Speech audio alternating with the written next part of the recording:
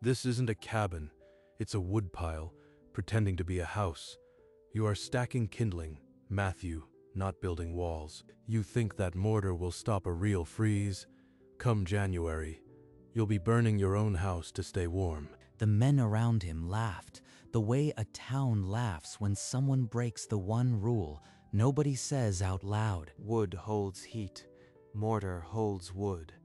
It's simple physics, George. You'll see. He turned back to the wall and pressed another round of cedar into the gray mortar bed, his hands steady. The wall was a tight mosaic of log ends, each one bedded deep, the mortar sealing every gap against the cold. Let them laugh. This wall will outlast every pine stick frame in this town. Someone in the back muttered that it looked like a beaver dam, but the mutter had no teeth. You'll be begging for a match when the first real freeze comes, Matthew. Mark my words. But Matthew only troweled the next joint smooth. He had been called worse than a fool. When the street cleared and the laughter faded, Matthew kept building. The cold was a better companion than the crowd. A house shouldn't burn like kindling. I learned that the hard way. He tapped a cedar round flush, then reached for the next piece from the split wood pile beside him. Up close, the wall was a hypnotic geometry. Wood circles set in gray stone, each one a sealed promise. Clara always said to build for the long winter, not the short spring. This wall will outlast me. His hands moved with the rhythm of a man who had mixed mortar before the sun came up. The lime in the mix would cure as hard as the mountain itself, locking the wood in place forever. He looked up. Snow was coming, not today, but soon. The mountain was gathering its breath. When it hits, these walls won't leak heat like a sieve. Solid mass holds what fire gives. By dusk, the wall stood chest high, a monument to stubbornness and a wife he'd loved. By midday, the sky was the color of old pewter, and Matthew worked with quiet urgency. There he is, the woodpile carpenter. Hope your mortar sets before the storm hits. A rider came from the pass with a blizzard warning. The north sky was already swallowing the peaks. You hear that? That wall of firewood will buckle under 6 feet of snow. The mortar locks every piece solid. Firewood doesn't buckle when it's part of a wall. Men across town nailed boards over windows and stuffed rags under doors, praying their frames would hold. Matthew pressed the final log end into the top course, stepped back, and the wall was complete. Mark my words, carpenter. You'll be buried alive in that woodpile when the snow piles up. Matthew ran his hand over the mosaic of circles. Snow began falling, heavy, steady, deliberate. The mountain groaned. This was the kind of storm that left no room for mistakes. The storm broke over the ridge with a roar that shook the cabin to its foundations. Fire catches fast when the walls aren't made of paper. The cordwood walls swallowed the heat and held it, radiating warmth back into the single room like a stone oven. I don't know how a man can live in a woodpile, but I'd take it over this icebox. His wife pulled the quilt tighter, and the boy's lips were blue, despite the stove. Solid mass doesn't just insulate. It stores heat, releases it slow. George will learn.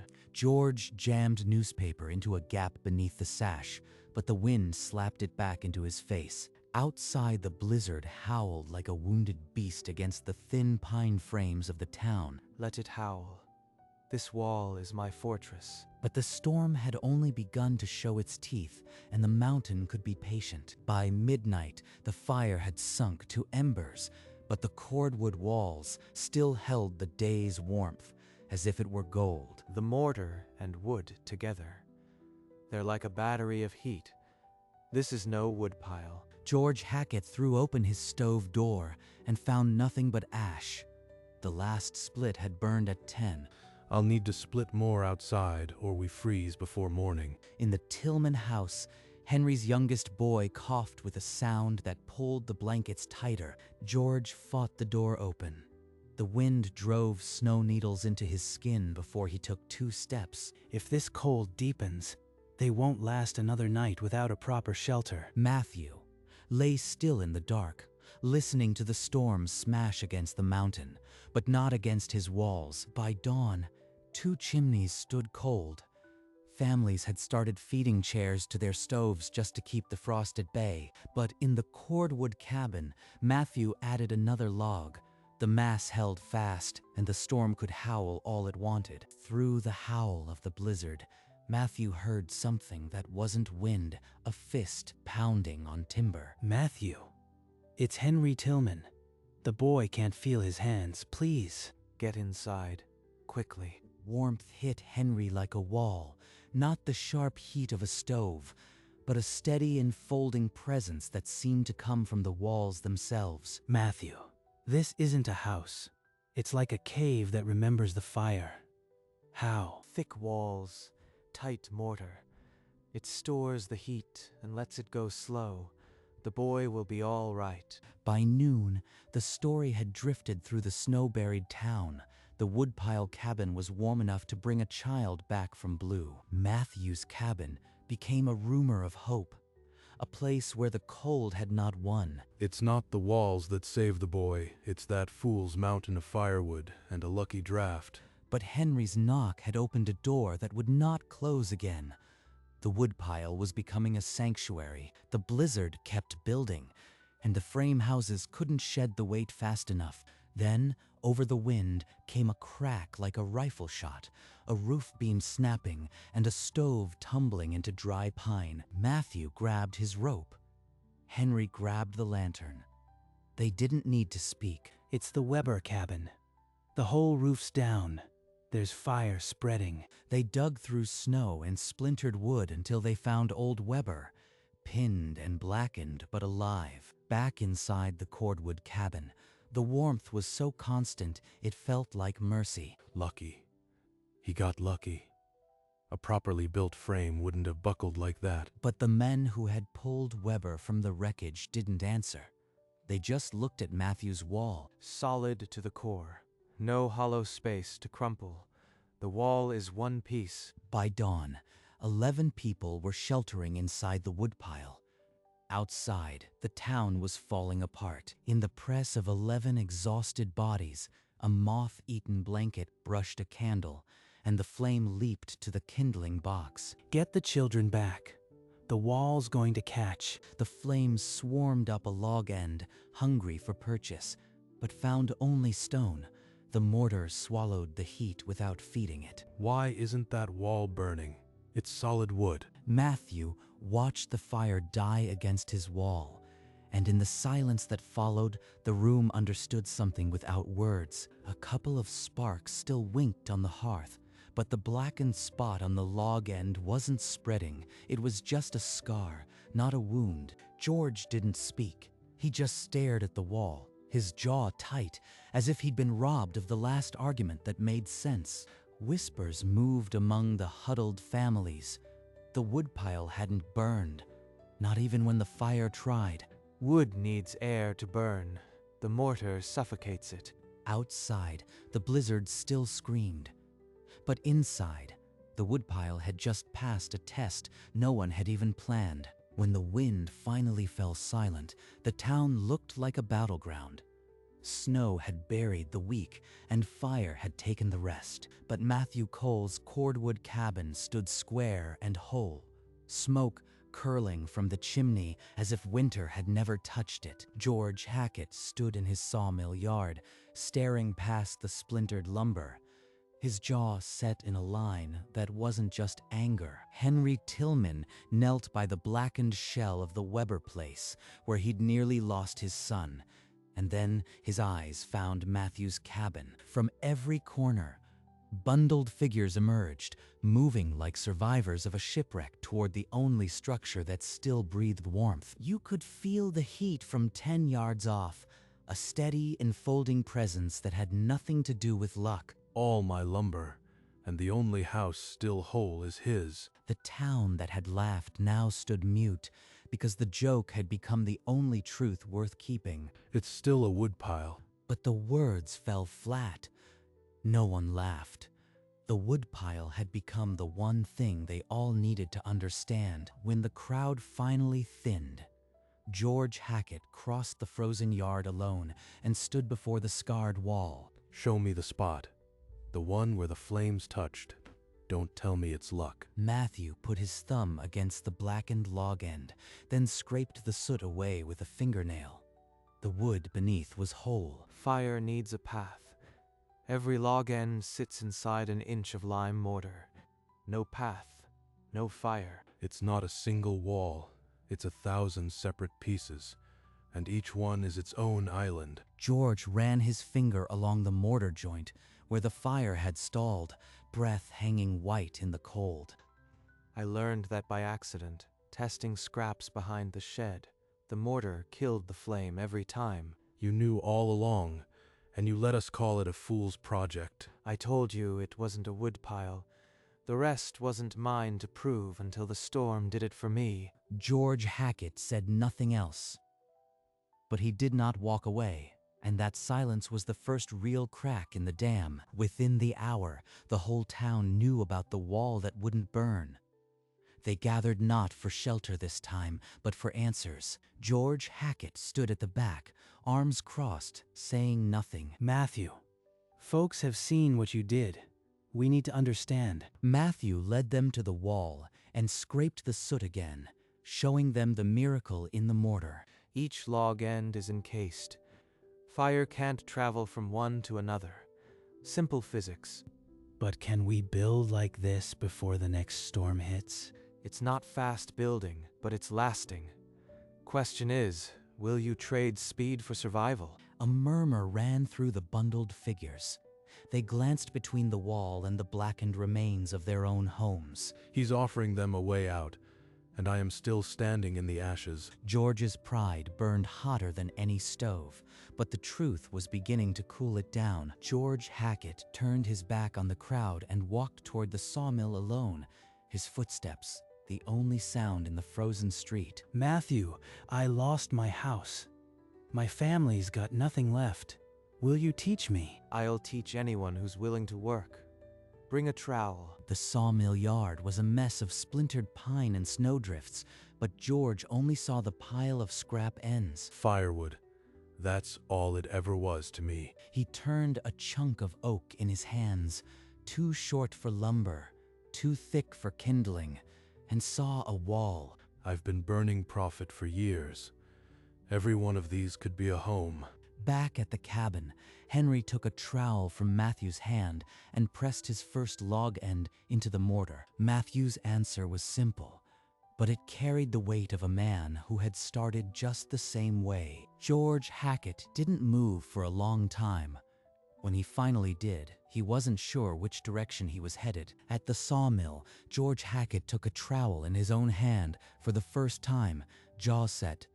He wasn't going to wait for permission. How hard can it be? Mortar, wood, stack it up, same as his, same material. But the mortar he mixed was too thin, and the first log end he pressed into the form sagged, then slipped loose before the hour was out. By noon, 3 courses had slumped. The wall was a crooked mess of oozing lime and tilted wood. Bean oil in the water slows the cure. Too much lime, and it won't breathe. Feel the mix, Henry. It should hold a ball but crumble when you press it. Henry's first course stood as straight as a plumb line by dusk, the mortar joints crisp and deep. George stared at his own wreckage and knew this wasn't a materials problem.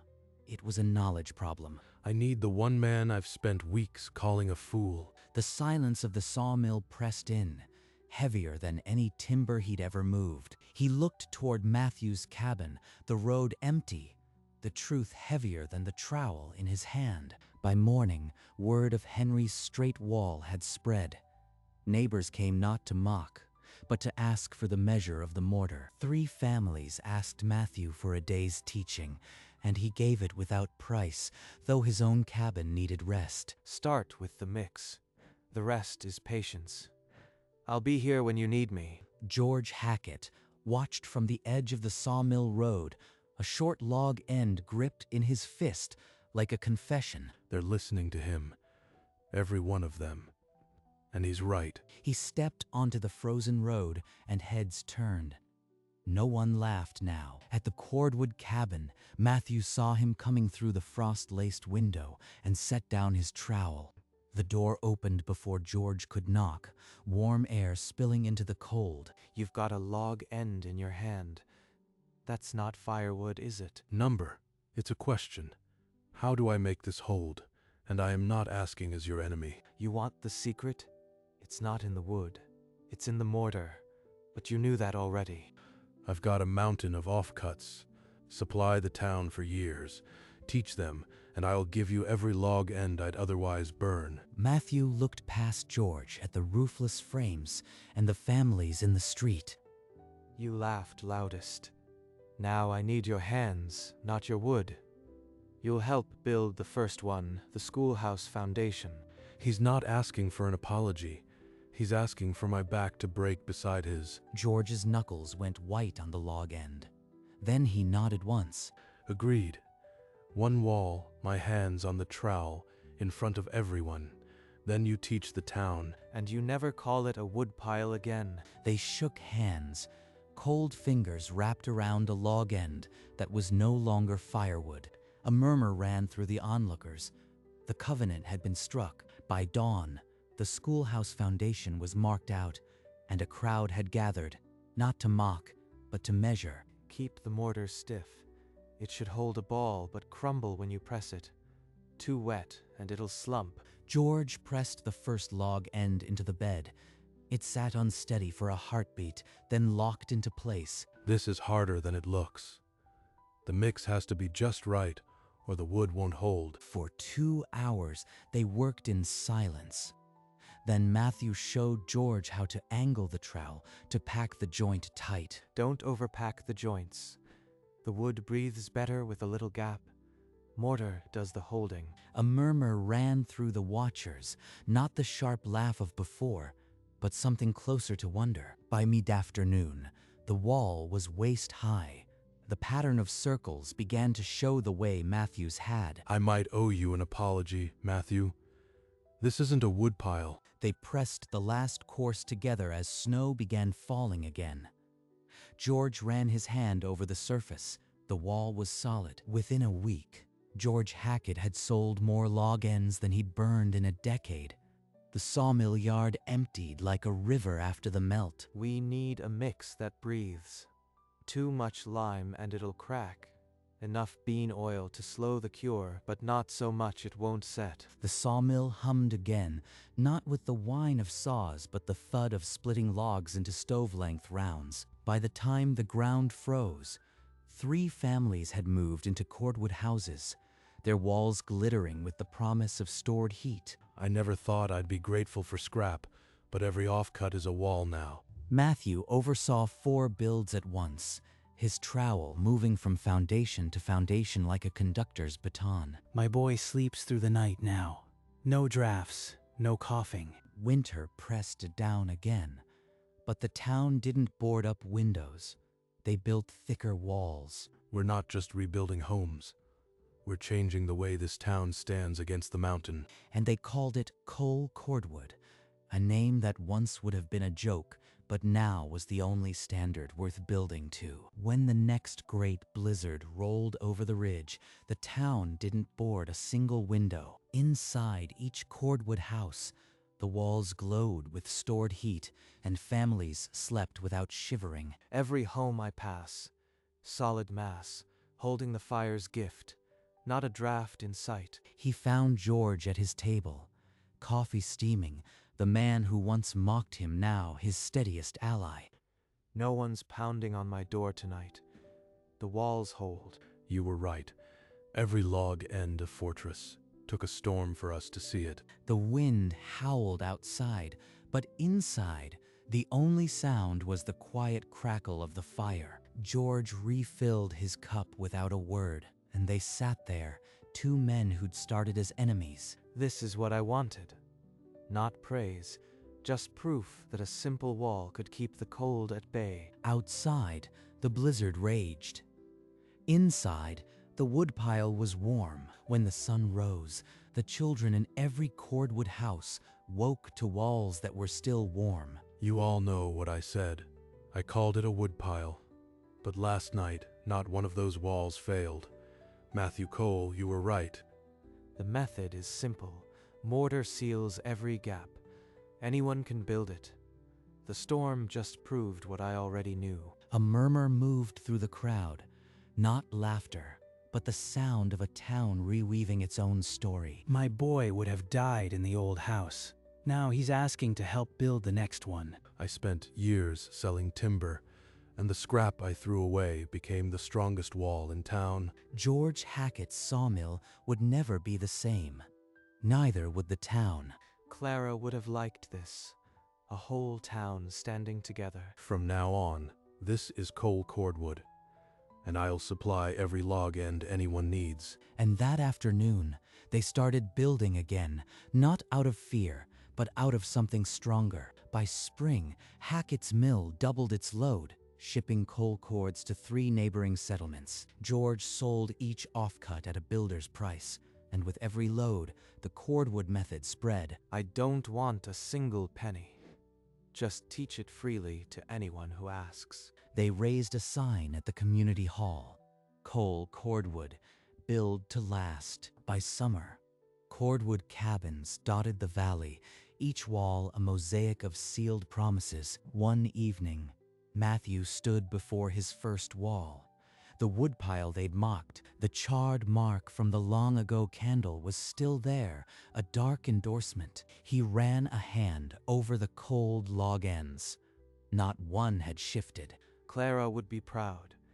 This wall kept every promise. In the quiet, the woodpile was no longer a joke. It was the bedrock of a town that would never burn again. Evening came softly. Matthew sat alone in his chair, the only light a low fire licking the log ends. The wall is still warm. After all this time, it holds. Outside, the frost was painting the window again. Inside, the silence was full, not empty. I built this out of necessity, but it became something more. He ran his thumb over a charred spot, the scar that had changed everything. A simple wall of wood and mortar. A fortress of scrap. The fire popped softly, and the wall absorbed the warmth without a sound. He watched the frost creep, remembering a night when the cold came searching. It never got through. Not then, not now. He closed his eyes, the wall a warm presence at his back. Outside, the world was frozen. Inside, he was home. Dawn broke clear over the valley.